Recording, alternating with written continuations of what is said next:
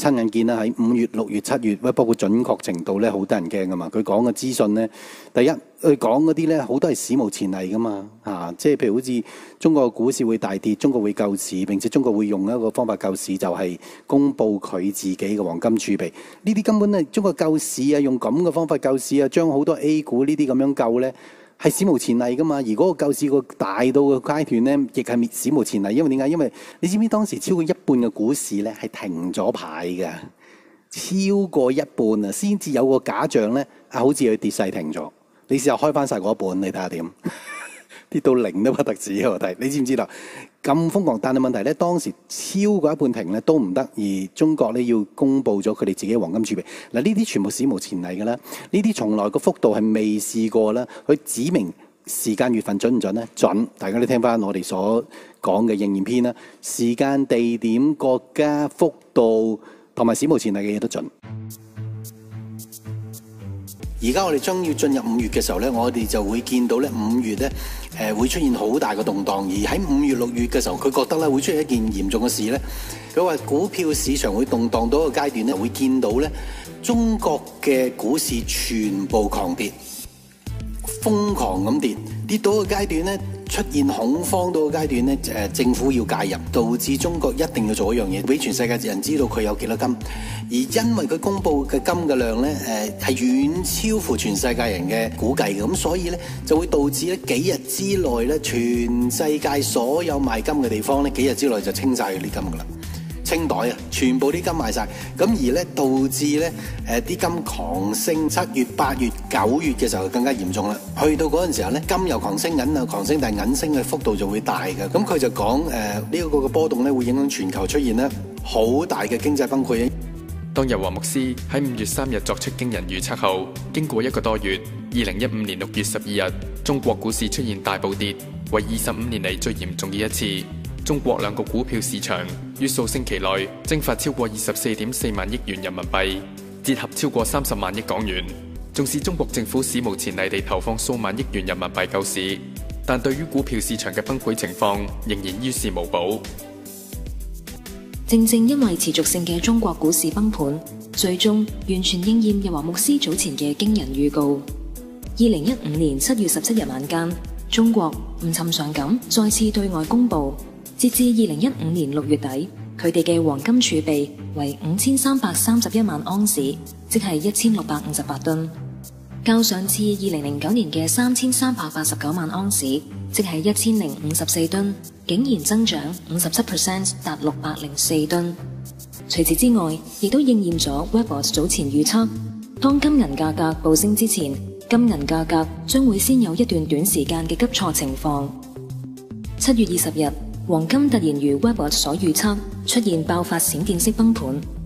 現貨金喺亞洲市早段2分鐘內有人拋出大約5噸嘅實金沽盤及數百噸紙金，令到金價一度急跌62.11美元，或5.48%，低見1072.35美元，創2010年3月以嚟5年新低，連帶其他貴金屬上演恐慌式拋售。分析指，閃崩元兇乃係上海同埋紐約兩地幾乎齊現龐大沽盤，懷疑係大型基金進行人為跨境市場做淡金價嘅精心操控。由於近期金價跌幅超過6%，創5年嚟嘅新低，國內投資金條更加係5日內每克下降4蚊人民幣。中國大媽出動瘋狂搶金，部分投資金條更加出現斷貨，情況更加應驗 Webbot 早前預測，當中國公布黃金儲備之後，人亦都會有搶購黃金嘅現象。所以變咗咧，其實 Webbot 佢自己都發現咧，而家係進入好瘋狂嘅程度啊 Webbot 嘅準確性。咁而事實上佢喺7月13號咧就講咧，跟住咧會發生嘅嘢。佢發覺咧呢啲係實會中啊。咁所以變咗咧，佢盡快喺未消化之前啊，將呢啲資料將晒呢一啲會出現嘅字眼去講出嚟。咁所以變而家我跟住講嘅呢一紮資料咧。唔係好多點嘅啫，但係佢哋一定會出現嘅。佢一係出現喺現實，一係出現咧喺全世界嘅驚惶嘅討論當中，會出現呢幾個好大嘅題目。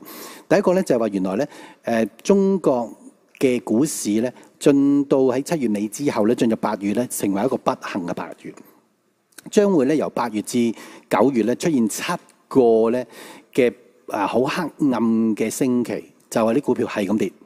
而直成個經濟好似煙花匯演咁樣，咁而喺咁嘅情況底下咧，甚至咧出現更大嘅經濟崩潰啦，更大嘅恐慌啦。而喺同時咧，跟住咧7個禮拜之後咧，就會有3個禮拜嘅時間叫做調節期，即係一個嘅調節嘅時間。但係咧，千祈唔好諗住咁就停咗，跟住先至真正係大跌。而大跌到個階段咧，中國會直成係停咗全個股市，係咪史無前例啊？咁我哋睇下佢到時係真係有人會好多人去談論呢種成為一個恐慌啊，定係真係史無前例出現？咁佢亦講咧，進到去8、9月嘅時候咧，我哋慢慢會開始見到咧，中國會凍結佢哋人民嘅財產啦、資產啦，用佢哋嘅解放軍咧喺中國內部肅清所有呢啲嘅貪官啦，去凍結佢哋嘅財產啊，同埋咧直情係拉佢哋啦。佢提到好多關於解放軍嘅呢一啲嘅工作，而甚至到個階段咧，開始啲人會發覺咧，外國嘅經濟甚至都受影響，因為咧中國嘅解放軍甚至去到外國咧去凍結嗰啲貪官喺外國佢哋自己嗰啲經濟戶口啊，嚇！咁喺咁嘅情況底下咧，其實呢一個嘅金融變動咧就會根基性咧變成一個全球嘅金融變動，係影響全世界㗎啦。咁而喺嗰個時候咧，我哋會見到喺9月開始呢啲銀咧，最先佢哋咧唔係狂升咁簡單，佢最主要先係會加附加費嘅。譬如好似如果你買一個銀1盎司銀，本來14蚊美金咁樣嚇，佢維持14蚊美金啊，不過附加費都係14蚊，加到20蚊，加到50蚊美金嘅附加費咯，明唔明啊？即係佢根本係直情係壓住佢嘅價底下，又唔俾你買到咯。其實就係咁啊！啲人咪覺得唔抵咯，唔抵咪唔買咯。佢係 discourage 啲人去買啊，直情係用呢個方法咧，逼到呢啲銀咧唔可以咧去瘋狂升，但係問題咧啲銀都一樣升。2015年7月13日，Webbot 作者 Cliff High 上載咗一段新錄音。當中解釋咗點解相隔一段較長嘅時間先至有一段新錄音。根據 Cliff High 嘅解釋，由於事件喺電腦數據中出現後冇幾耐，事件就發生啦，所以嚟唔切分析同埋用文字記載落嚟，因此要轉為錄音講解。In an Alta report, the language is examined from the larger set approach rather than through the data stream. In this case, I had to switch formats in mid-year due to the chasing events in time, making most of the work unsuccessful in producing an interpretation and getting it out, getting it posted. Flat out, I would no sooner have the data processed and do a good interpretation, raise my head up and know there the thing happened 3 hours ago. So we had to take a different approach here. 而今次嘅錄音主要談及中國嘅經濟狀況，就係將會喺8月面臨危機，甚至需要出動解放軍去沒收貪官嘅財產。The Chinese are really hooked on the idea of 8 as a good luck number. They're counting on August. It's not going to happen. The confluences of the 8s are such that this August is going to test the bounds within the Chinese soul, the ropes that link their emotions to the number of 8. Number 8 is a good luck number. So in other words, it would be like all of us guys before Friday the 13th when they fried all those Templars. You know, it was just Friday, it was another 13. We didn't have any bad association with it. And then all the Templars got fried, and all of a sudden Friday the 13th is described as a day of bad luck. So this is the beginning of something similar to that being described here for our upcoming month of August. A month of very bad fate in which we have the ultimate bad fate day. Instead of, it shows here, instead of quitting entirely or shutting down entirely, they make every effort to keep it alive, and they suffer more hardships. These link back to the People's Liberation Army of China. Apparently there is more of a purge kind of a thing going on here, anti-corruption, cleaning up of people doing evil acts, shutdown on, it looks like a big huge shutdown of the transfer of wealth out of the country. Also there's another way to interpret this set. That would be that the Communist Party within China mobilizes the army in an anti-corruption and a purge kind of a thing, and enlists their use or mobilizes the military in shutting off